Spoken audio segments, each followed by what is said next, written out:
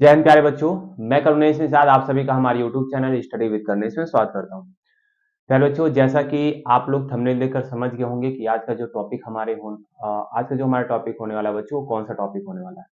तो इस टॉपिक में बच्चों हम लोग क्लास 12 के चैप्टर नंबर 8 के बारे में बच्चों पढ़ने वाले हैं, जिसका नाम है समाकलनों के अनुप्रयोग। तो बच्चों, अगर समाकलन आप बहुत अच्छे तरीके से पढ़े हैं तो आपको समाकलन का अनुप्रयोग भी बहुत अच्छे तरीके से समझ में आएगा। ठीक है। तो बच्चों, इस वीडियो में पूरा हम समाकलन के अनुप्रयोग में, बहुत सारे बच्चे होते हैं ना बच्चों की डर जाते हैं कि सर समाकलन का अनुप्रयोग, अवकलन का अनुप्रयोग, ये जो एप्लीकेशन है ये थोड़ा सा कठिन चैप्टर है। बट बच्चों ऐसा कुछ है नहीं कि ठीक है ना, दिमाग में हुआ नहीं बनाना इसका। बस आपको करना क्या बच्चों, बहुत ही आसान है, सारी चीजों को समझिएगा। आज के बच्चों इस वीडियो में हम पढ़ने वाले हैं इस समाकलन के एप्लीकेशन, जो अनुप्रयोग है एप्लीकेशन ऑफ इंटीग्रल्स बच्चों, इसमें इसका इंट्रोडक्शन पढ़ने वाले हैं, कैसे हमको एरिया निकालना वगैरह रहता है, सारी चीजें। और बच्चों किस किस पर सवाल बनेगा उनको हम दोबारा से इस पर पढ़ने वाले हैं। तो आज का जो पूरा वीडियो होने वाला है इंट्रोडक्शन और केवल एग्जांपल्स पर होने वाला है। बाकी एक्सरसाइजों के सवालों को बच्चों हम लोग अगले वीडियो में देखेंगे। फिलहाल बच्चों बिल्कुल शुरू से समझने का प्रयास करते हैं। तो चलिए बच्चे क्लास को स्टार्ट करते हैं। उससे पहले बच्चे, अगर आप चैनल पे नए हैं तो चैनल को जरूर सब्सक्राइब करिए तथा बच्चों अपने दोस्तों के पास यह वीडियो जरूर शेयर करिए, ताकि इस चैप्टर से आने वाले क्वेश्चन वो सब भी अपने आए हुए एग्जाम्स में कर सके। ठीक है। तो चलिए आइए क्लास को स्टार्ट करते हैं। ठीक है प्यारे बच्चों, अगर ध्यान से देखोगे, चैप्टर का नाम है समाकलनों के अनुप्रयोग, एप्लीकेशन ऑफ इंटीग्रल्स। तो थोड़ी सी बच्चों मैं 10 की तरफ लेकर चलूं तो आप लोग क्लास 10 में द्विघात समीकरण पढ़े होंगे। ठीक है ना, क्वाड्रेटिक इक्वेशन। तो बच्चों क्वाड्रेटिक इक्वेशन को सॉल्व करने के दो विधि थी, एक हमारे पास था गुणनखंड विधि और दूसरा था बच्चों सीधाचार विधि। तो फिर 4-5 एक्सरसाइज सॉल्व करने के बाद हम लोग द्विघात समीकरण के अनुप्रयोग पर चलते थे। मतलब क्या था कि उस द्विघात समीकरण को अब हमारे पास लैंग्वेज में क्वेश्चन देता था कि इसकी आयु इससे 7 वर्ष बड़ी है, या आयत का क्षेत्रफल इस टाइप से, फिर उसको हमको द्विघात समीकरण में कन्वर्ट करके सवाल लगाना था। बच्चों वही चीज यहाँ पर भी है कि हम लोग पिछला चैप्टर समाकलन में सारी चीजें पढ़े हुए, तो अब समाकलन का अनुप्रयोग है। मतलब अब इसमें जो सवाल होंगे लैंग्वेज में दिए होंगे, उस लैंग्वेज को समाकलन में कन्वर्ट करके हमको सवाल लगाना होगा। तो इतनी बातें क्लियर हो गई हूँ। अब समाकलन का अनुप्रयोग बच्चों क्या करने के लिए यूज होता है उसको थोड़ी सी देख लेते हैं। इसका बच्चों क्या होता है, वक्र जो भी होते हैं हमारे, इस वक्र के अंतर्गत कौन कौन आते हैं बच्चों उसको देख लीजिएगा। सरल रेखा, वृत्त, परवलय, दीर्घ वृत्त, और ये चार लोग हैं हम लोग में। सरल रेखा, वृत्त, परवलय, दीर्घ वृत्त। एक बच्चों मापांक होता है, वो भूल गया हूँ, लिख लेना। मापांक के चापों के बीच घिरे क्षेत्रफल को ज्ञात करने के लिए बच्चों समाकलन का उपयोग किया जाता है। मतलब बच्चों मैं कहूं कि जो इस एप्लीकेशन ऑफ इंटीग्रल्स है ना, इसका केवल और केवल सबसे ज्यादा यूज बच्चों क्या होता है, एरिया निकालने के लिए किया था। अब एरिया किसका किसका निकालेंगे हम लोग इस चैप्टर में, रेखा का, वृत्त का, परवलय का, दीर्घ वृत्त का, एक और होता है बच्चों मापांक होता है। ठीक है, जिसे मॉड हम कहते हैं। तो इन सारे का हम लोग एरिया निकालने वाले हैं, जिससे घिरा क्षेत्रफल हो। क्लियर है बच्चों।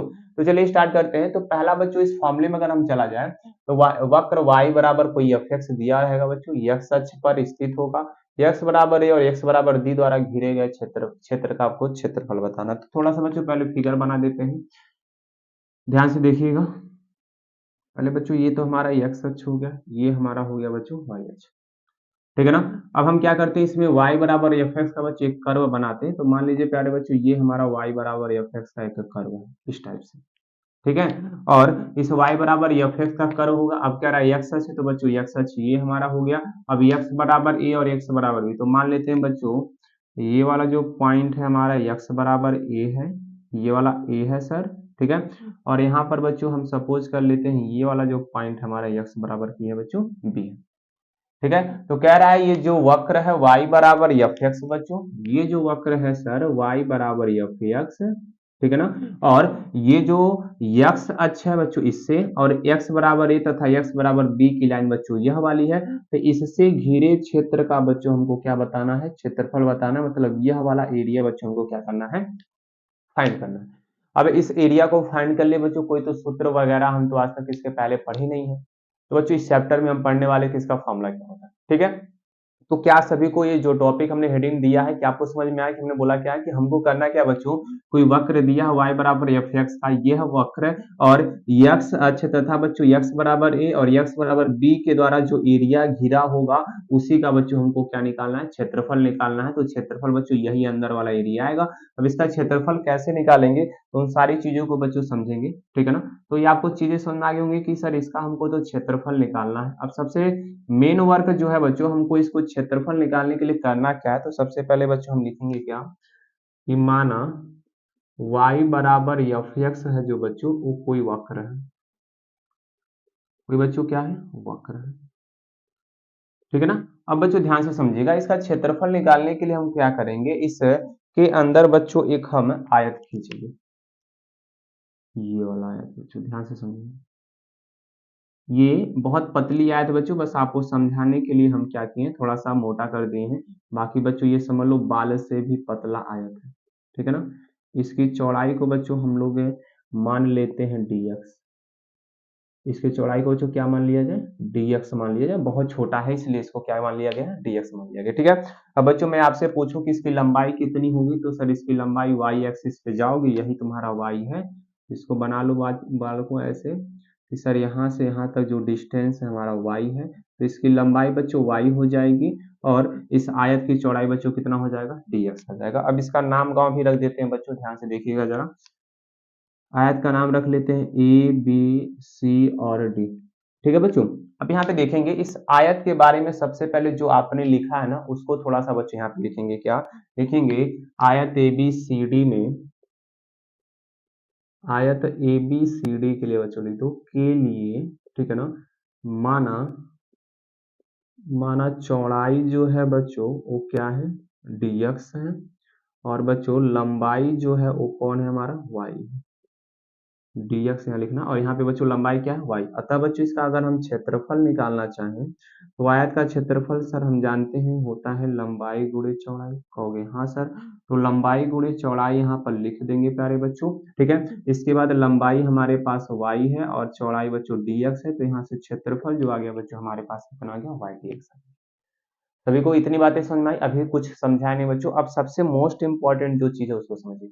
अब प्यारे बच्चों देखना जरा, यह जो पट्टी है जिसे हम आयत कह रहे हैं बच्चों, अब यह ऐसा आयत बच्चों इसमें इसके अंतर्गत लगभग लाखों करोड़ों अरबों बार ऐसा आएगा, और भी पतले पतले होंगे बालकों, और भी पतले पतले इसमें आयत होंगे, बहुत सारे आयत होंगे, बहुत सारे, ठीक है ना। एकदम बिल्कुल क्या ही बताया जाए बच्चों आप लोग से, ठीक है। तो कहने का मतलब बच्चों कि हमने बोला कि बाल से भी पतले पतले इसमें आयत होंगे जो तुमको दिखाई नहीं देंगे, ठीक है। तो बस वो आपको समझाने के लिए बच्चों ये बीच वाला हमने आयत इस प्रकार से ले लिया कि इसकी जो चौड़ाई है बहुत पतली है जिसे dx मानते हैं, ठीक है, और इसकी लंबाई बच्चों कितनी हो जाएगी y।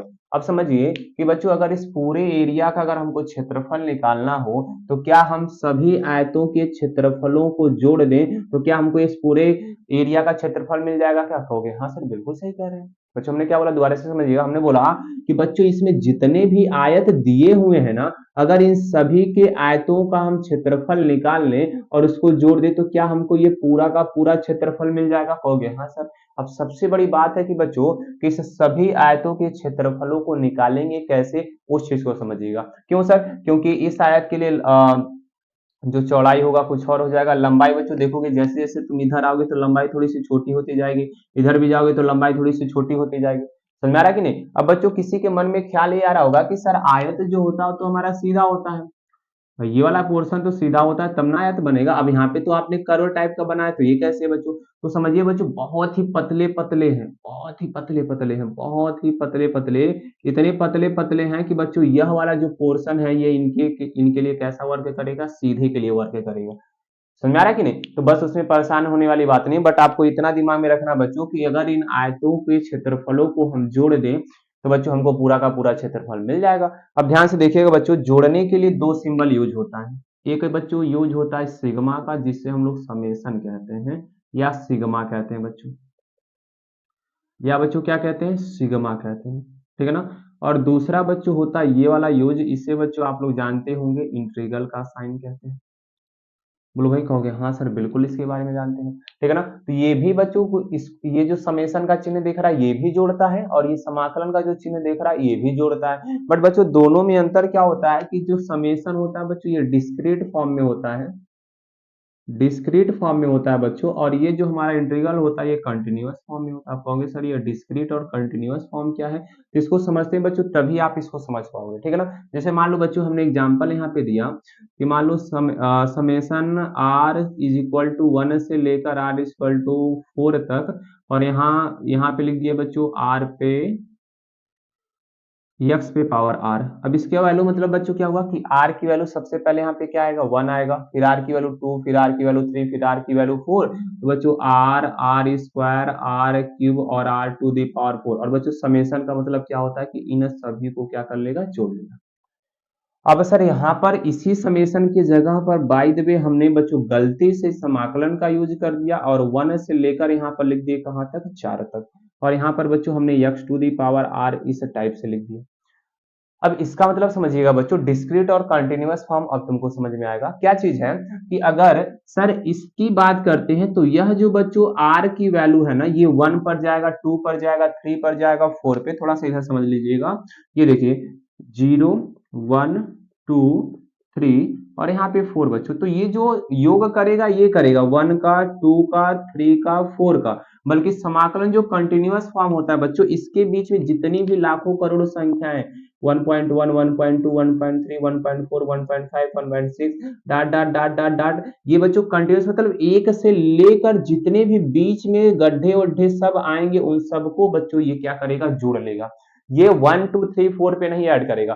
1 और 2 के बीच में जितनी भी सारी संख्या होंगी उनका भी सर ये क्या निकाल लेगा, योग निकाल लेगा। तो क्या सभी बच्चों को समझ में आया, क्या कहोगे, हाँ सर। अब बताओ कि ए से लेकर बी तक जितने भी आयत बनेंगे तो क्या उसके बीच में छोटे छोटे गैप होंगे क्या, तो उस गैप को भी हमको जोड़ना पड़ेगा। नहीं तो बाय द वे गलती से कहीं तुम समेशन का यूज करिए तो बीच वाला क्षेत्रफल छोड़ देगा। तो इसलिए हम किसका यूज करेंगे, समाकलन का यूज करेंगे इस आयतों के क्षेत्रफलों को जोड़ने के लिए। हमारी बातें बच्चों सभी को समझ में आ गया होगा कि क्यों हम समाकलन का यूज करते हैं, क्योंकि ये पॉइंट में जितना 1 के बाद 2 आता है ना, इसके बीच के गैप का भी जितना बनेगा उसको भी ये क्या कर लेता है, जोड़ लेता है। तो बच्चों बस काम खत्म हो गया है। अब आपको समझ में आ गया होगा कि क्यों हम इसमें समाकलन का यूज करते हैं, ठीक है ना। अतः बच्चों लिखेंगे क्या, वक्र का जो क्षेत्रफल होगा सर, वक्र का क्षेत्रफल जो होगा बालक क्या होगा कि सर ए से बी तक, ए से बी द्वारा लिखो, ए से बी द्वारा तथा वक्र ए से बी द्वारा तथा ए से बी द्वारा, ऐसे लिख लो, ए से बी द्वारा घिरे अनंत आयतों का, अनंत आयतों के क्षेत्रफलों का योग बच्चों। क्या आपको इतनी बातें समझ में आ रही है कि सर आपने तो शुरू में यही बोला था कि अगर बच्चों हम क्या कि ए से बी तक जितने भी आयत हैं उनके क्षेत्रफलों को जोड़ लें, तो हम मान लें बच्चों अनंत आयत होंगे इसमें, क्योंकि गिन तो पाओगे नहीं। तो अनंत आयतों के क्षेत्रफलों को अगर जोड़ लिया जाए बच्चों तो कहेंगे कि इस पूरे वक्र का क्या आ जाएगा, क्षेत्रफल आ जाएगा। अतः बच्चों अब समझिए कि आयत का क्षेत्रफल आप कितना निकाले हैं, y into D x. y into बच्चों कितना निकाले हैं, dx निकाले, ठीक है ना। अब कह रहा है कि सर अनंत आयतों के क्षेत्रफल, तो आयतों का क्षेत्रफल y dx हो गया। कह रहा है योग बच्चों, तो योग करने के लिए बच्चों हम किसका यूज करेंगे, समाकलन का। तो समाकलन का यूज कर दिया बच्चों। अब कहां से कह रहा है, a से लेकर b तक बच्चों, a से b तक। नहीं तो अगर वैसे हम कर देंगे 0 से लेकर b तक तो बच्चों ये तो यहां से तुमको बता देगा, हमको केवल a से b के बीच में चाहिए। तो बच्चों a से लिमिट लगाएंगे कहां तक लेकर जाएंगे, b तक। और बच्चों यही हमारे किसी भी वक्र का क्षेत्रफल निकालने के लिए सूत्र लगेगा, क्या कि समाकलन a to B y into D X. या बच्चों इसी को हम किस प्रकार लिखते हैं कि a से b लिख देंगे और y को बच्चों हम क्या लिखते हैं, F x into D x. तो प्यारे बालकों यह हमारे पहला जो टॉपिक था कि वक्र y बराबर एफ एक्स दिया हो, x बराबर a दिया हो, x बराबर d द्वारा x अक्ष से घिरा क्षेत्रफल का जो होगा बच्चों a से b y dx होगा, या तो इसी को बच्चों a से b हम एफ एक्स लिख सकते हैं। ठीक है प्यारे बालकों, अभी भी और है। अब ये जो वक्र है ना बच्चों अब y अक्ष पर बनेगा, तो उसके लिए थोड़ा बहुत देख लेते हैं, फिर बच्चों आगे चलते हैं। क्लियर है ना, सभी को समझ में आ गया होगा, हाँ सर। तो बच्चों चलिए फटाफट हम दूसरे वाले वक्र को भी देखते हैं, ठीक है। ध्यान से देखते हैं बच्चों, यहाँ पे आपके सामने 3 वक्र बच्चों दिया है। जैसे पहला वक्र बच्चों आपने देखा होगा, पहला वक्र की x अक्ष पे वो घिरा हुआ था। अब बच्चों ये जो है हमारा ये y अक्ष से घिरा हुआ है, ठीक ना। ये x नीचे की तरफ है बच्चों और ये वाला इस साइड की तरफ है। तो तीनों टाइप से बच्चों आपके एग्जाम में आते हैं। सबसे ज्यादा बच्चों जो होता है ना कि पहला जो आपको बताया उसी का सबसे ज्यादा सवाल पूछता है, ठीक है ना। तो ध्यान से देखेंगे बच्चों कि मान लो इस टाइप से है और ये वाला पॉइंट बच्चों y बराबर a है और y बराबर बच्चों ये क्या है b है। अब इसमें बच्चों हम क्या करेंगे, एक आयत खींचेंगे इस टाइप से और इस आयत के लिए बच्चों हम क्या करेंगे, चौड़ाई को मान लेंगे क्या बच्चों, ध्यान से देखिएगा, इसके चौड़ाई को हम क्या सपोज करेंगे, अब y अक्ष पर है तो बच्चों dy सपोज करेंगे, अगर x पे रहता तो dx सपोज कर लेते। अब इसकी लंबाई तुमसे कहें तो बच्चों इस पॉइंट से लेकर इस पॉइंट तक इसका लेंथ कितना होगा, x होगा। यानी बच्चों यहाँ से कह सकते हैं सर इस केस में लंबाई जो है सर हमारे पास x हो जाएगा और चौड़ाई प्यारे बच्चों हमारे पास क्या आ जाएगा, y dy आ जाएगा। तो बच्चों अगर मैं क्षेत्रफल कहूँ, अतः वक्र का क्षेत्रफल जो यहाँ आएगा, वक्र से घिरे भाग का क्षेत्रफल क्या हो जाएगा सर, समाकलन तो a से b तक होगा। अब वक्र का क्षेत्रफल बच्चों आयत का क्षेत्रफल हो जाएगा, तो आयत का क्षेत्रफल क्या आ जाएगा, लंबाई गुणे चौड़ाई यानी x dy आ जाएगा बच्चों।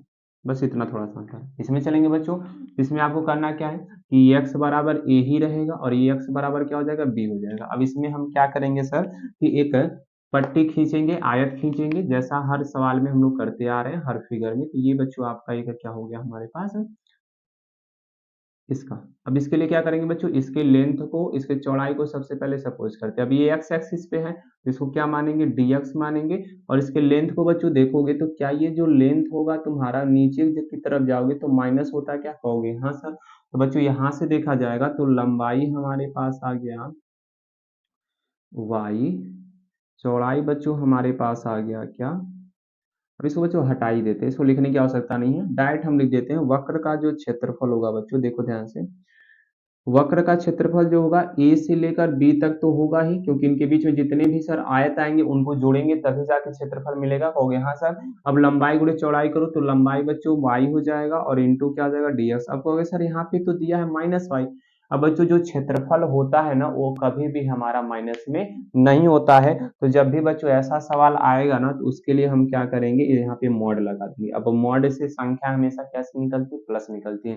तो y की जगह पे बच्चों माइनस वाई रखोगे तो तब भी तुम्हारा आंसर किस में आ जाएगा, प्लस में आ जाएगा। वही चीज बच्चों इसमें भी करना है कि ये y बराबर a से लेकर y बराबर b तक चलेंगे, ठीक है ना। फिर वही काम करेंगे कि सर इसमें हम एक आयत आयत लिया जाएगा और इसके चौड़ाई को बच्चों अब y एक्सिस पर गए हो तो चौड़ाई को हम क्या सपोज करेंगे प्यारे बाल को, dy। अब तो समझ में आ गया होगा।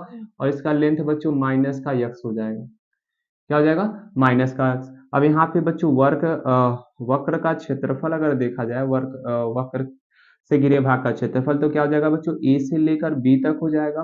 अब लंबाई गुणे चौड़ाई होगा तो लंबाई बच्चों x हो जाएगा और चौड़ाई तुम्हारे पास बच्चों कितना हो जाएगा, dy हो जाएगा, ठीक है ना।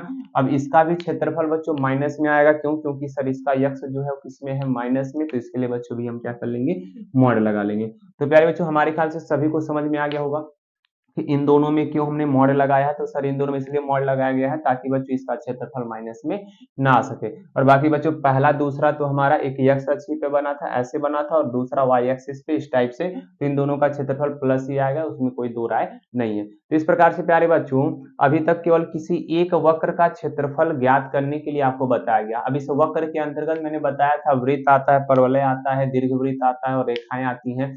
तो प्यारे बच्चों ये जो टॉपिक हमने 4-5 का नाम आपसे ले रहे हैं ना, जैसे समझिए कि सर वृत्त, ठीक है बच्चों, परवलय, यही चीज सबसे मोस्ट इंपॉर्टेंट है, दीर्घवृत्त और प्यारे बाल को हमारे पास एक है क्या, रेखा। इन चारों से ही रिलेटेड और एक आता है बच्चों मापांक, क्या आता है, मापांक, ये लास्ट में बताएंगे तुमको। तो ये पांचों बच्चों जो है ना हमारी ये क्लास 11th के होते हैं। तो सबसे पहले बच्चों इस introduction of application of integrals में बच्चों हम इन पांचों को पढ़ने वाले हैं। पहले इनको पांचों के बारे में जान लेंगे, इनका समीकरण क्या होता है, कब इसका यूज करेंगे, कब नहीं यूज करेंगे, फिर उसके बाद बच्चों हम सवालों की तरफ चलेंगे, ठीक है ना। तो चलिए फटाफट बच्चों इनको थोड़ा सा जल्दी जल्दी से समझने का क्या करते हैं, प्रयास करते हैं। ओके बच्चों, प्यारे बच्चों सबसे पहले इस पांचों टॉपिक में हम पढ़ते हैं सरल रेखा की, सरल रेखा के बारे में ध्यान से समझिएगा। चार टाइप से सरल रेखाएं बच्चों आपके अभी इस अध्याय में आने वाली हैं, तो चारों को पहले समझते हैं। अच्छा बच्चों बात करूं सरल रेखा के बारे में, तो सरल रेखा का बच्चों जो समीकरण होता है ना, standard equation A X plus B Y plus C बराबर क्या होता है, 0 होता है। बच्चों हम सबका पहले ग्राफ सीखेंगे। इसमें बच्चों आप लोग क्लास 10 में सीख चुके होंगे ग्राफ। सबसे पहले x की वैल्यू 0 रखा जाएगा बच्चों, तो y का मान कितना आ जाएगा, 2 आ जाएगा, ठीक है ना।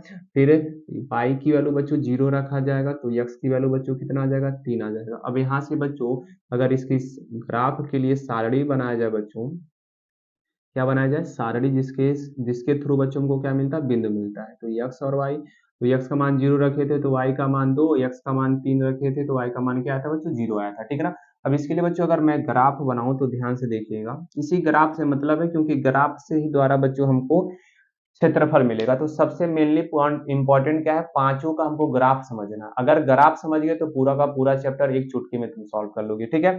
जैसे देखो बच्चों, पहले इस 0, 2 को दिखाएंगे, तो पहले इस पे नंबरिंग कर लेते हैं बच्चों। ये सब आप पढ़ चुके होंगे। ठीक है ना। तो 0, 2, तो सर ये ऊपर आ जाएगा 0, 2। ठीक है। और बच्चों 3, 0, तो इस वाले पॉइंट पे 3, 0 हो जाएगा। अब इन दोनों को बच्चों मिला देंगे तो यही सर पहले वाले का ग्राफ बन जाएगा। पहले वाले का बच्चों क्या बन जाएगा, ग्राफ आ जाएगा। सभी को समझ में आ रहा है। अब बच्चों x बराबर 2 पर चलते हैं, तो x बराबर 2 वाले का ग्राफ बच्चों आप देखेंगे। ठीक है ना। ये 1, 2, 3, 4, 1, 2, 3, 4, तो x बराबर 2 बच्चों आता है, तो x को 2 प्लस किधर होता है, इस साइड वाले पे होता है, तो 2 पर जाइए। और जब x की बात करते हैं बच्चों, तो y के समांतर आप एक रेखा खींचिए। तो ये x बराबर 2 का बच्चों क्या हो गया, ग्राफ हो गया। ठीक है ना। बस सीखते रहेंगे बच्चों। तीसरा अगर ध्यान से देखा जाए तो y बराबर 3 हमसे कह रहा है। y बराबर बच्चों क्या कह रहा है, 3 कह रहा है।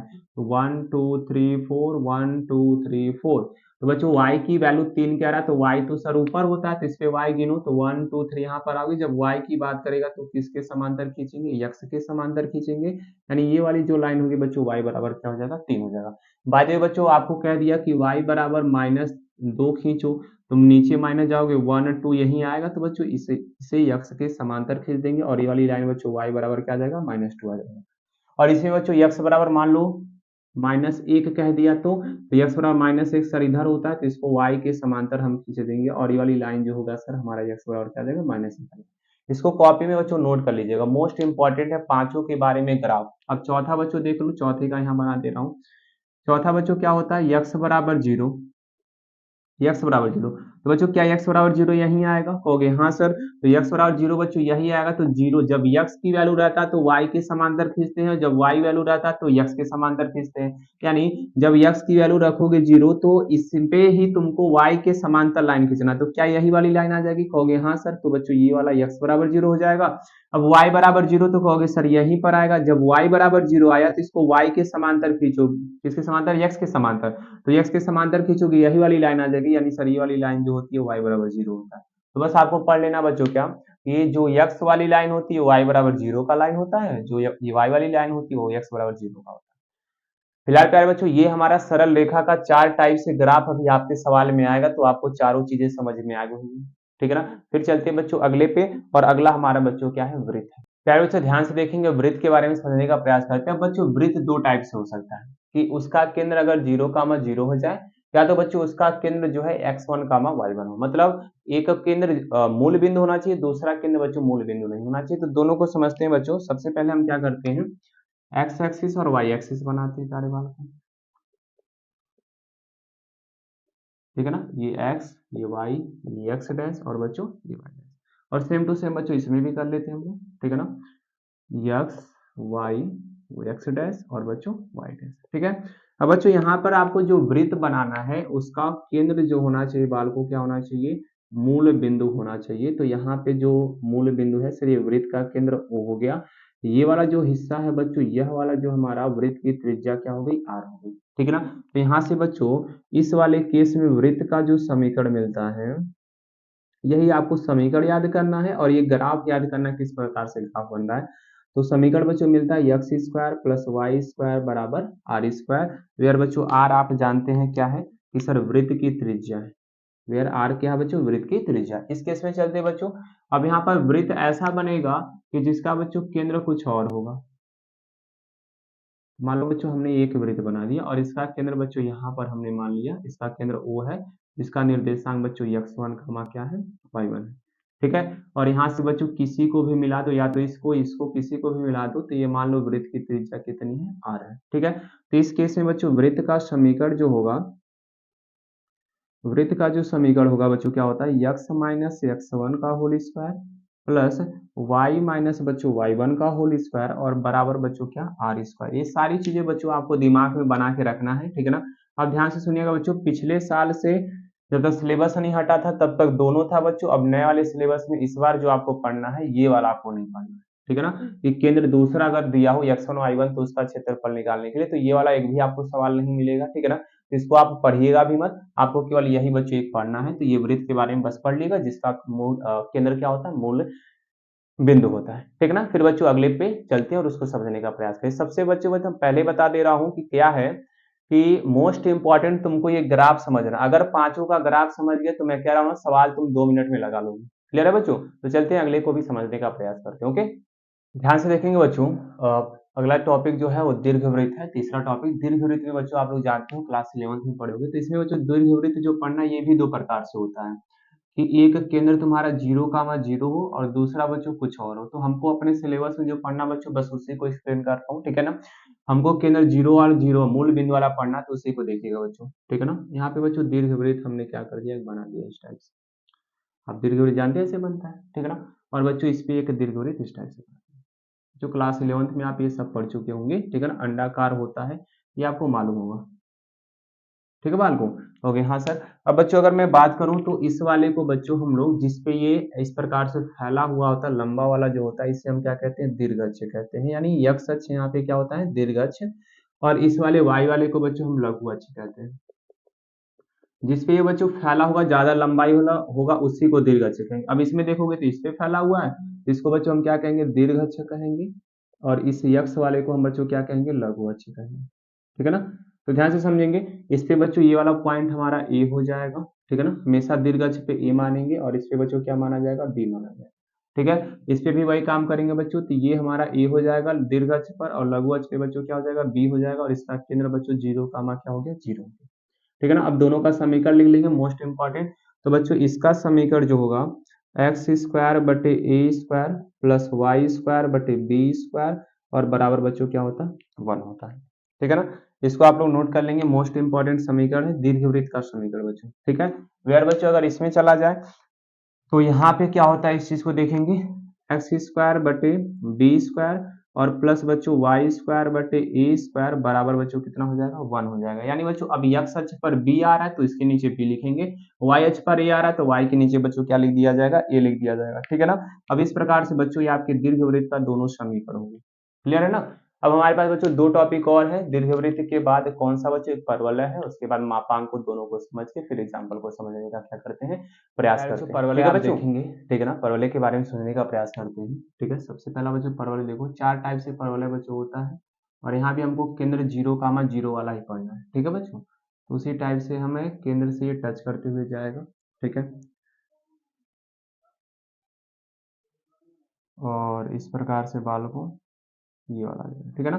तो ये चार प्रकार के तुमको दिख रहे हैं परवलय, ठीक है ना। तो बच्चों इन चारों का समीकरण देखा जाएगा। इसका मूल बिंदु जो होगा बच्चों हमारा क्या होगा, 0, 0 होगा, ठीक है ना। तो बच्चों इसका समीकरण अगर देखा जाए तो इस वाले का समीकरण होता है बच्चों वाई स्क्वायर बराबर क्या, 4ax, ठीक है बच्चों। इस वाले का अगर देखा जाए तो ये वाई एक्सिस पे है तो इसको एक्स स्क्वायर बराबर 4ay हो जाएगा, ठीक है बच्चों। आगे चलेंगे, इस वाले का अगर देखोगे तो ये देखो एक्स एक्सिस पे बट माइनस की तरफ मुंह खुला हुआ है तो यही वाला इक्वेशन होगा वाई स्क्वायर बट बच्चों यहाँ पे आ जाएगा माइनस का 4ax, याद रखना बच्चों। और इसमें देखो नीचे y की तरफ माइनस में चला गया है तो एक्स स्क्वायर बराबर बच्चों माइनस का 4ay आ जाएगा। अब इस इक्वेशन को आपको याद रखना है कि चारों में से कोई भी आ सकता है। अगर bye the way x square बराबर 4ay है तो समझ जाएंगे यह जो परवलय है बच्चों किसके किधर मुंह खुला हुआ है, इसका y एक्सिस की तरफ, ठीक है ना। अगर मान लो y स्क्वायर बराबर 4ax आ गया तो समझ जाएंगे बच्चों ये वाला परवलय है। आपको बस याद रखना है कि ये जो हम इक्वेशन आपको ग्राफ समझा रहे हैं कि जब सवाल में इक्वेशन आएगा तो उसका ग्राफ हम इसी प्रकार से बनाएंगे, इसलिए बच्चों आपको सारे ग्राफ में समझा देता हूँ, ठीक है। एक लास्ट का बचा हुआ है मापांक बच्चों, उसको देखकर हम एग्जाम्पल्स की तरफ चलते हैं, ठीक है ना। चलो बच्चों मापांक को देखते हैं, इसका भी सवाल एग्जाम्स में आता है और आपके एक्सरसाइज में भी ऐसे सवाल बहुत सारे दिए हैं। मापांक होता है क्या बच्चों, मॉड होता है, ठीक है ना। तो मान लो बच्चों हमारे पास फलन एफ एक्स बराबर अगर मॉड एक्स दिया हुआ है तो बच्चों इसका फॉर्मूला आप लोग जानते हैं, इसका डिफिनेशन कि मॉड एक्स की वैल्यू बच्चों हम लोग जानते हैं एक्स आता है कब, जब एक्स की वैल्यू ग्रेटर देन क्या हो, 0। और माइनस एक्स आता है कब, जब एक्स की वैल्यू लेस देन क्या हो, 0 हो। मतलब 0 से छोटी आएगी तो माइनस एक्स लिखेंगे, 0 से बड़ा आएगा तो प्लस एक्स लिखेंगे। या तो मालूम होगा बच्चों, कहोगे हाँ सर। तो बच्चों इसका ग्राफ हमको देखना है, ये ग्राफ ही मोस्ट इंपॉर्टेंट है, ठीक है ना। ये X axis, Y axis, X dash और बच्चों क्या हो जाएगा वाई डैश। अब बच्चों समझो कि यहाँ पर देखोगे ना तो यक्स जीरो की बात कर रहा है, यहाँ पे जीरो की बात कर रहा है, मॉड एक्स बस इसमें कुछ है नहीं। तो बच्चों इसका जो ग्राफ बनता है ऐसे बनता है, भी के टाइप का बनता है बच्चों, इस टाइप से। ये तुम्हारा जीरो है तो जीरो पर ही ग्राफ बनेगा, ठीक है ना। ये वाला बच्चों देख रहे हैं, इसी को हम मॉड एक्स का ग्राफ कहते हैं, ठीक है। वाई बराबर बच्चों ये मॉड एक्स हो जाएगा और ये भी बच्चों वाई बराबर क्या हो जाएगा मॉड एक्स। अब दोनों तरफ देखा जाएगा बच्चों तो ये y बराबर एक्स वाला ग्राफ है और ये y बराबर माइनस एक्स वाला, क्योंकि दो बार आएगा तो x की वैल्यू अगर जीरो से बड़ी होगी तो ये वाला रहेगा और माइनस एक्स रहेगा तो बच्चों ये वाला हो जाएगा। बच्चों इसी के साथ दूसरा भी देख लेंगे ताकि दोनों समझ लेंगे। मान लो एफ एक्स बराबर हमारे पास बच्चों दिया है मॉड में एक्स प्लस वन, तब इसका डिफिनेशन बच्चों कैसे बनाओगे। सर एक्स प्लस वन आएगा कब, जब एक्स की वैल्यू ग्रेटर देन वन होगा माइनस वन से, ग्रेटर देन इक्वल होगा बच्चों माइनस वन से। कैसे करते हैं, एक्स प्लस वन बराबर जीरो कर दो, प्लस वन उधर जाएगा तो बच्चों क्या आ जाएगा माइनस वन। तो आपको इसी प्रकार से रखना है कि अगर यहाँ प्लस एक्स आएगा तो जीरो से बड़ा होगा, उसी प्रकार से बच्चों यहाँ पे अब माइनस एक्स प्लस वन आएगा कब, जब एक्स की वैल्यू लेस देन बच्चों क्या हो जाएगा माइनस वन हो जाएगा, ठीक है ना, माइनस वन से छोटा रहेगा। अब इसका ग्राफ कैसे बनेगा, ध्यान से देखो बाल को, ये तुम्हारा हो गया भाई, ठीक है ना। ये एक्स एक्सिस, वाई एक्सिस, ये एक्स डैश और ये बच्चों वाई डैश, और ये बच्चों ये वन हो गया, ये हमारा टू हो गया। अब यहाँ पे देखोगे बच्चों एक्स की वैल्यू कितनी आई है तुम्हारी माइनस वन आया। अब माइनस वन पे तुम इसका ग्राफ बना दो तो एक्स की वैल्यू माइनस वन है तो यहाँ से बच्चों ऐसे बना दोगे इसको, और ये वाला जो ग्राफ होगा जो हमारा किसका होगा ग्राफ y बराबर मॉड एक्स प्लस वन का हो जाएगा, ठीक है। सभी को समझ में आ गया होगा। अब बच्चों बाय द वे कह दिया कि मॉड एक्स प्लस टू, तो एक्स प्लस टू में करोगे तो एक्स की वैल्यू बच्चों उधर जाएगा तो माइनस टू हो जाएगा, तब माइनस टू पे हम भी बना देंगे और ये मापांक का फलन हो जाएगा, इसका ग्राफ हो जाएगा। क्लियर है बच्चों। मान लो by the way X minus two आ गया तो माइनस टू यानी एक्स की वैल्यू टू आएगा, तब इधर टू पर तुम ऐसे तब भी का ग्राफ बना दोगे, इस टाइप से तुमको मिल जाएगा, ठीक है बच्चों। अब सबसे अहम बात जो है कि मान लीजिए सर हर बार ये दिया नहीं रहेगा तो हम पहचानेंगे कैसे, तो थोड़ा सा बच्चों आप ध्यान से देख लेंगे, बस जस्ट 2 मिनट, फिर उसके बाद बच्चों सवालों की तरफ चलते हैं। जैसे देखेंगे प्यारे बच्चों,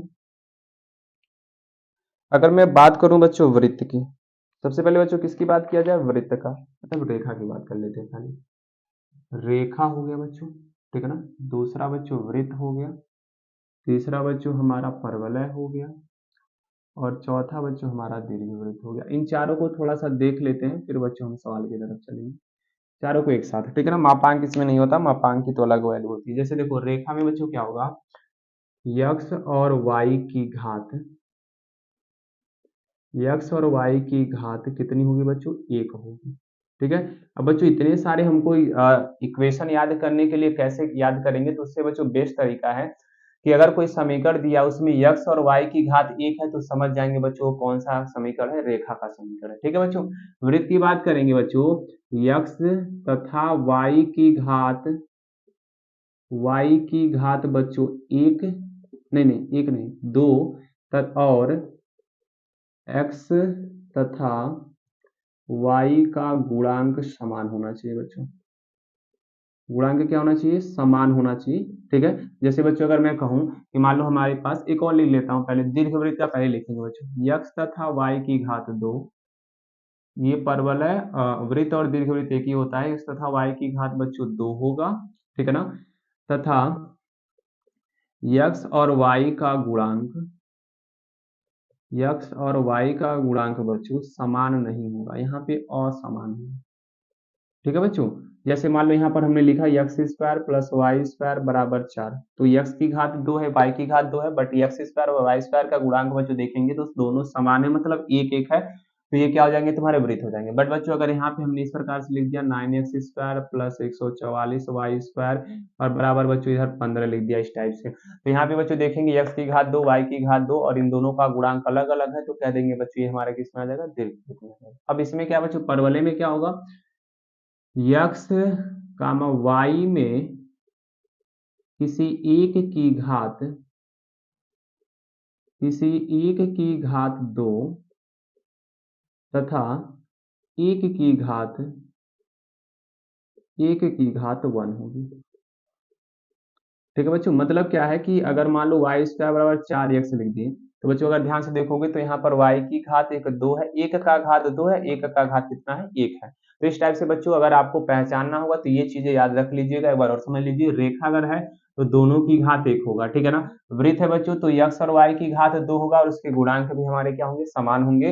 बट दीर्घवृत्त में बच्चों दोनों की घात तो समान रहेगा बट उसके गुणांक समान नहीं होंगे। और दूसरी बात बच्चों, परवलय में x और y में किसी अगर x का 2 घात है तो y का 1 घात होगा, अगर y की घात बच्चों 2 है तो x का 1 घात होगा। ठीक है प्यारे बच्चों, तो इतनी बातें आपको समझ में आ गई। ये था हमारा introduction of application of integrals यानी समाकलनों के अनुप्रयोग का बच्चों परिचय था अभी तक जितना भी पढ़े हैं। अब जितना तुम पढ़े हो बच्चों इसका उपयोग कैसे करें सवालों में, तो उस चीज को समझते हैं। एग्जाम्पल की तरफ चलेंगे बच्चों, एनसीईआरटी के सवालों को लगाया जाएगा। तो एनसीईआरटी में बच्चों केवल 2 सवाल दिए हैं एग्जाम्पल्स में, तो उन दोनों एग्जाम्पल्स को लगाएंगे। बाकी बच्चों आप एक्सरसाइज के सवालों को ट्राई करिएगा, नहीं तो हम अगले वीडियो में बच्चों एक्सरसाइज के सवालों को भी वीडियो बनाकर आपके पास सेंड कर देंगे। क्लियर बच्चों, तो चलिए एग्जाम्पल नंबर 1 और एग्जाम्पल नंबर 2 को क्या करते हैं, सॉल्व करते हैं। क्लियर बालक, तो बच्चों ध्यान से देखेंगे। अब जितना भी हम लोग इसके पहले सब कुछ सीखे हैं ना, उन सब का यूज सवालों में कैसे करेंगे इस चीज को ध्यान से देखिएगा। सवाल पहला बच्चों, उदाहरण नंबर पहला आपके एनसीईआरटी बुक से कि वृत्त X square plus Y square बराबर ए स्क्वायर का हमको क्षेत्रफल ज्ञात करना है, ठीक है ना। तो करेंगे क्या बच्चों, सबसे पहले हम क्या करेंगे, ग्राफ बनाएंगे सबसे पहले बच्चों, ठीक है ना। और आपको पहले सवाल में कह रहा है कि ये वृत्त है, और प्यारे बच्चों हमने बताया था कि वृत्त अगर इस टाइप से आ रहा है तो इसका मतलब इसका केंद्र जो है बच्चों क्या हमारा मूल बिंदु है। केंद्र बच्चों क्या है, इसका मूल बिंदु है, आपको समझाया गया था। तो बच्चों हम एक वृत्त बनाएंगे जिसका केंद्र मूल बिंदु है, इस टाइप से बच्चों आपको केंद्र बनाना, वृत्त बनाना है, ठीक है बच्चों।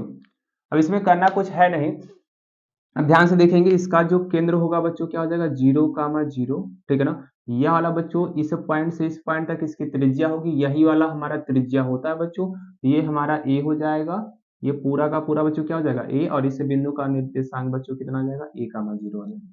तो करना कुछ नहीं बच्चों, ठीक है ना। ये वृत्त की त्रिज्या है, हम इसमें क्या करेंगे, एक आयत खींचेंगे बच्चों इस टाइप से, समझ में आ रहा है कि नहीं। अब इसकी चौड़ाई उड़ाई जो भी चीज जानते हो उसको कर सकते हो, ठीक है ना। बट आपको करना क्या बच्चों कि हमको देखो इस पॉइंट जीरो, ये पॉइंट जीरो, जीरो से 1 तक का बच्चों अगर हम इसका क्षेत्रफल निकाल दें, इसका क्षेत्रफल निकाल देंगे तो सूत्र तो आपको मालूम है कि समाकलन का साइन करेंगे और इसमें y इंटू डी एक्स होगा, ठीक है ना। और 0 से a तक का बच्चों क्या कर देंगे, लिमिट लगा देंगे। समाकलन पे बच्चों कहां से कहां तक लगेगा, 0 से a तक का, तो ये वाला हिस्सा आएगा। बट बच्चों ये वाले हिस्से हमारे क्या हो जाएंगे, बच जाएंगे। तो बच्चों इतना मालूम होना चाहिए कि जब केंद्र पर जीरो, वृत्त का केंद्र 0,0 पर है, तो ये चारों भाग बच्चों आपस में क्या होंगे, इक्वल होंगे। तो एक का निकाल के बच्चों 4 से क्या कर देंगे, गुणा कर देंगे। तो लिखेंगे बच्चों क्या कि दिया गया समीकरण, ध्यान से देखिए लगाएंगे कैसे, दिया गया समीकरण बच्चों अगर देखोगे तो X square plus Y square बराबर ए स्क्वायर, यहाँ से बच्चों वाई की वैल्यू निकाल लो तो वाई स्क्वायर बराबर बच्चों आ जाएगा ए स्क्वायर माइनस एक्स स्क्वायर, और बच्चों वाई की वैल्यू यहाँ से आ जाएगी अंडर रूट में A square minus X square DX हो जाएगा बच्चों, ठीक है ना। अब यहाँ से कहेंगे सर अतः वृत्त का क्षेत्रफल बच्चों, वृत्त का क्षेत्रफल, तो वृत्त के क्षेत्रफल के लिए बच्चों सूत्र लगाएंगे क्या, ए से लेकर बी तक, ठीक है ना, y इंटू डी एक्स। अब बच्चों पट्टी हमने x अक्ष पे इस टाइप से खींचा हुआ है, ठीक है ना, इस टाइप से खींचा हुआ है। तो आपको बताया था जब भी इस टाइप का हमारा वक्र पे रहेगा तो वहां पे y इंटू डी एक्स आता है, y इंटू डी एक्स ए से बच्चों कहां तक, b तक आता है। बोलो हाँ सर। अगर इसी पट्टी को बच्चों हमने इस प्रकार से खींच दिया होता तो ये a से b तब x डिवाइड आ जाता, तो हमेशा याद रखिएगा आप x अक्ष पे ही करिए तो बेटर है, ठीक है ना। सबकी वैल्यू रख देंगे बच्चों, a का मान यहाँ पे कितना हो जाएगा, लोअर लिमिट बच्चों 0 और अपर लिमिट बच्चों 0 से कहां तक जा रहे हो, a तक जा रहे हो तो a कर देंगे। y की वैल्यू बच्चों यहाँ से रख दीजिए ए स्क्वायर माइनस एक्स स्क्वायर और इंटू बच्चों क्या हो जाएगा, dx हो जाएगा। बोलो भाई कहोगे हाँ सर इतनी बातें तो समझ में आ गई बच्चों। अब आपको मालूम होगा बच्चों कि ए स्क्वायर माइनस एक्स स्क्वायर का समाकलन करने जाएंगे तो यहाँ पर इसका फॉर्मूला लगेगा, क्या लगेगा, फॉर्मूला। तो फॉर्मूला क्या होगा बच्चों, देखो हाँ एक चीज और, ये चीज बच्चों है जो हमारा एरिया, तो यहीं पे डायरेक्ट हम 4 से गुणा कर दे रहे हैं क्योंकि 4 भाग होगा तो 4 से गुणा कर देंगे, ठीक है ना। तो देखो बच्चों क्या हो जाएगा, इसका सूत्र क्या होता है, यक्स बटे 2 अंडर रूट में A square minus X square और प्लस बच्चों ए स्क्वायर बटे 2 साइन इनवर्स यक्स बटे ए, ठीक है बच्चों। आपको मालूम होगा इसका समाकलन आप पिछले चैप्टर में पढ़े होंगे, तो बच्चों ये आपको मालूम होगा, कहोगे हाँ सर, और लिमिट बच्चों 0 से लेकर कहां तक चलेगा, ए तक चलेगा। क्लियर बालक। अब इसके बाद इसी को सॉल्व कर देना, सबसे पहले ऊपर वाली लिमिट भरेंगे फिर नीचे वाली लिमिट भरेंगे, तो भर दो बालकों 4, ठीक है। तो ए बटे 2 हो जाएगा और इंटू बच्चों A square minus A square करोगे तो 0 हो जाएगा प्लस ए स्क्वायर बटे 2 ये तो रहेगा बालकों, और साइन इनवर्स यहाँ पे रखोगे ए तो ए से कट जाएगा, साइन इनवर्स 1 आ जाएगा। चलो भाई कोई दिक्कत नहीं है। अब आगे चलेंगे बच्चों, जब इस जीरो की वैल्यू रखने जाते हैं तो माइनस लगा देते हैं। जीरो रखो सभी जगह पे, ये पूरा जीरो हो जाएगा और प्लस माइनस आ जाएगा। यहाँ पे जीरो रखोगे तो ये भी जीरो आ गया बच्चों। तो हमारे पास केवल कुछ बचा बच्चों क्या, ये जीरो, ये भी जीरो, तो ये अंदर वाली वैल्यू ये बचा। तो यहाँ पे बच्चों मैं लिख दे रहा हूँ क्या, 4 गुणे ए स्क्वायर बटे 2, ए स्क्वायर बटे 2, और बच्चों साइन इनवर्स 1 बचा, और साइन इनवर्स 1 की वैल्यू हम जानते हैं कितना होता है, पाई बटे 2 होता है। तो देयरफॉर बच्चों 2 दूना कितना हो जाएगा 4, ये 4 से 4 कट गया, और हमारे पास बच्चों जो क्षेत्रफल आया वो पाई ए स्क्वायर वर्ग मात्रक बच्चों इस क्वेश्चन का क्या हो गया है, आंसर हो गया। हमारे ख्याल से बच्चों आपको ये समझ में आया होगा, ठीक है ना। आप बच्चों नीचे भी पट्टी कर सकते हो, ऊपर यहाँ तो हमेशा याद रखिएगा जो भी हम सवाल लगाएंगे वो बच्चों प्रथम चतुर्थांश में पट्टी ए लंबवत खींच देंगे इस टाइप से, और हमारा जो क्षेत्रफल आएगा ए से लेकर बी तक वाई डी एक्स सबकी वैल्यू जो भी समीकरण दिया रहेगा वाई की वैल्यू निकाल लेंगे, और इस प्रकार से बच्चों हमारा आंसर आ जाएगा। सभी को समझ में आ गया बच्चों, कहोगे हाँ सर। चलते बच्चों इसके एग्जाम्पल नंबर सेकंड पर, और एग्जाम्पल सेकंड में बच्चों दीर्घवृत्त के बारे में दिया है, तो अभी भी कोई कुछ डाउट रहा होगा बच्चों तो अभी दीर्घवृत्त वाले में तुमको समझ में आ जाएगा, ठीक है ना। तो चलिए उसको सॉल्व करते हैं। प्यारे बच्चों एग्जाम्पल नंबर 2 को देखिए जरा, कह रहा है दीर्घवृत्त का क्षेत्रफल ज्ञात करो। तो बच्चों पहले हमने दीर्घवृत्त बना दिया है, ठीक है ना। आप कहोगे सर क्यों आप एक्स एक्सिस पे बनाए वाई एक्सिस पे नहीं बनाए, तो अभी जो बच्चों जो पढ़ाए हो ध्यान से देखिए, एक्स के नीचे ए है, वाई के नीचे बी है, तो एक्स अपान ए वाई अपान बी इस टाइप से रहेगा। तो एक्स एक्सिस पे आपको बनाना है, अगर एक्स के जगह पे बच्चों बी आ गया मतलब इस एक्स वाले को अब वाई पे रखना है, ठीक है ना। तो इस वाले का आपका फिगर बन गया होगा। अब बच्चों आगे चलते हैं, इसको देखोगे केंद्र तुम्हारा 0, 0 हो जाएगा। यहाँ बच्चों लघु दीर्घ होता है जो होता है इस पॉइंट से लेकर इस पॉइंट तक ए होता है, यानी A, 0 हो जाएगा ये। और बच्चों ऊपर की बात करेंगे तो ये 0, क्या हो जाएगा बी हो जाएगा। तो इसका बच्चों क्षेत्रफल निकालने के लिए हम क्या करेंगे, इस वाले पार्ट में बच्चों एक पट्टी खींच देंगे, ठीक है ना, जिसकी चौड़ाई dx हो जाएगी बच्चों, और इसकी लंबाई हमारे पास क्या आ जाएगी, y आ जाएगी। तो इस आयत का क्षेत्रफल बच्चों करेंगे, तो इस आयत का क्षेत्रफल निकालने का क्या होगा, लंबाई गुणे चौड़ाई हो जाएगा। अब इसके अंदर सर लाखों करोड़ों आयत होंगे, तो इसका क्षेत्रफल निकालने के लिए क्या करेंगे, 0 से लेकर ए तक हम क्या कर देंगे, समाकलन कर देंगे, तो हमको बच्चों इस पूरे का क्षेत्रफल मिल जाएगा। तो ध्यान से देखो, सबसे पहले दिया गया समीकरण से बच्चों हम y का मान निकालेंगे। दिया गया समीकरण एक्स स्क्वायर बटे ए स्क्वायर प्लस वाई स्क्वायर बटे बी स्क्वायर बराबर 1। बच्चों इसको उधर लेकर चलो, तो वाई स्क्वायर बटे बी स्क्वायर बराबर 1 माइनस एक्स स्क्वायर बटे ए स्क्वायर, क्रॉस मल्टीप्लाई कर दो बालकों, तो वाई स्क्वायर बटे बी स्क्वायर बराबर हो जाएगा ए स्क्वायर माइनस एक्स स्क्वायर बटे ए स्क्वायर, ठीक है। इस बी स्क्वायर को भी इधर लेकर चलो, तो वाई स्क्वायर बटे नहीं वाई स्क्वायर बराबर बच्चों हो जाएगा, इसको ऐसे लिख दो बी स्क्वायर बटे ए स्क्वायर, और ब्रैकेट में बच्चों A square minus X square, square उधर जाएगा बच्चों अंडर रूट बन जाएगा, और अंडर रूट में से बी और ए बाहर निकल जाएगा, और ये वाली सर वैल्यू वैसे के वैसे रह जाएगा। इस इक्वेशन नंबर बच्चों क्या कर देंगे, फर्स्ट कर देंगे, ठीक है। तो प्यारे बच्चों अगर हम यहाँ से इस दीर्घवृत्त का क्षेत्रफल निकालने की बात करें, क्षेत्रफल निकालने की बात किया जाए, तो बच्चों आप कहोगे सर समाकलन करेंगे ए से लेकर बी तक का, और यहाँ आयत का क्षेत्रफल बच्चों लंबाई वाई है, चौड़ाई कितना है dx है, तो वाई dx हो जाएगा, सबका मान रख देंगे बच्चों। अब ए क्या होता है, लोअर लिमिट होता है, तो लोअर लिमिट बच्चों 0 होगा, और अपर लिमिट ये हो जाएगा, 0 से लेकर कहाँ तक समाकलित किया जाएगा, ए तक, ठीक है। उसमें सवाल में क्या था, ए से लेकर बी तक था बच्चों, अब इसमें 0 से ए तक है, तो 0 से ए कर देंगे, और बच्चों y की वैल्यू यहाँ से पुट कर दो, तो b बटे ए अंडर रूट में हो जाएगा sir A square minus X square into D X. अब प्यारे बच्चों देखोगे तो कहोगे सर हमको तो पूरे दीर्घवृत्त का क्षेत्रफल चाहिए, आप तो केवल एक खंड का निकाले, तो 4 खंड है बालक, तो सर इसमें हम 4 से क्या कर देंगे, गुणा कर देंगे इसी के साथ, ठीक है। अब b बाई ए को बाहर कर दो तुम, कांस्टेंट वैल्यू ये तो पढ़ चुके होगे। अब समाकलन बच्चों किसका होगा सर, अंडर रूट में A square minus X square का, जस्ट बच्चों अभी पीछे आप लोग इसका समाकलन किए हैं, तो 4b बटे ए हो जाएगा बच्चों, क्या होता है एक्स बाई 2 अंडर रूट में A square minus X square plus बच्चों ए स्क्वायर बाई 2, और साइन इनवर्स एक्स बटे ए होता है, देयरफॉर 0 से ए तक लिमिट लग जाएगी। अब ए की वैल्यू बच्चों रखते हैं फटाफट, तो 4b बटे ए हो जाएगा, ठीक है ना। ए रखोगे तो ए बटे 2 गुणे ए स्क्वायर माइनस ए स्क्वायर 0 हो जाएगा, यहाँ पे बच्चों ए स्क्वायर बटे 2 गुणे साइन इनवर्स 1 आ जाएगा। बिल्कुल बच्चों वही का वही सवाल है, फिर माइनस लगाएंगे बच्चों और इसकी वैल्यू रख देंगे, तो जब 0 रखोगे तो ये दोनों क्या हो जाएंगे, 0 हो जाएंगे, 0 का गुणा 0, यहाँ जीरो करोगे साइन जीरो का मान जीरो होता है तो पूरा का पूरा जीरो हो जाएगा। ठीक है, फाइनली बच्चों हमारे पास जो आंसर आया ना, ध्यान से देखिएगा क्या आया, 4b/a। ठीक है, a² 2 और प्यारे बालक आगे हमारे पास साइन इनवर्स 1 की वैल्यू क्या होता है सर, होता है π/2। देयरफॉर सर 2 दूना 4 से 4 कट जाएगा, एक ए से बच्चों एक ही कट जाएगा तो बचेगा π/a/b वर्ग मात्रक या वर्ग इकाई। बच्चों इस क्वेश्चन का क्या आ जाएगा, आंसर आ जाएगा। तो हमारे ख्याल से बच्चों आप सभी को समझ में आ रहा होगा। ठीक है ना, तो ये बच्चों आपके एनसीईआरटी प्रश्नावली 8 का एग्जाम्पल नंबर 1 और एग्जाम्पल नंबर 2 हो गया। अब इसके बाद बच्चों प्रश्नावली 8.1 में बच्चों टोटल अगर देखोगे नए सवालों पे तो टोटल 4 सवाल दिए हुए हैं। तो आप अपने मन से ट्राई करिएगा, अगर कोई डाउट होगा तो बच्चों आप हमारे इसी वीडियो के नीचे कमेंट कर दीजिएगा तो मैं उसका वीडियो बना दूंगा, नहीं तो बच्चों वैसे भी मैं वीडियो बना के डाल दूंगा। ठीक है ना, तो आई होप बच्चों आप लोग को ये पूरा का पूरा समाकलनों का क्षेत्रफल बहुत अच्छे तरीके से समझ में आया होगा। ठीक है ना, अगर बच्चों आपको बहुत ज्यादा अच्छे तरीके से समझ में आ गया तो एक बार लाइक कर देंगे बच्चों और कमेंट जरूर कर देंगे, हाँ सर बहुत बढ़िया है इस टाइप से। ठीक है बच्चों, तो चलिए मिलते हैं अगले वीडियो में, तब तक के लिए प्यारे बच्चों टाटा बाय बाय, जय हिंद प्यारे बच्चों।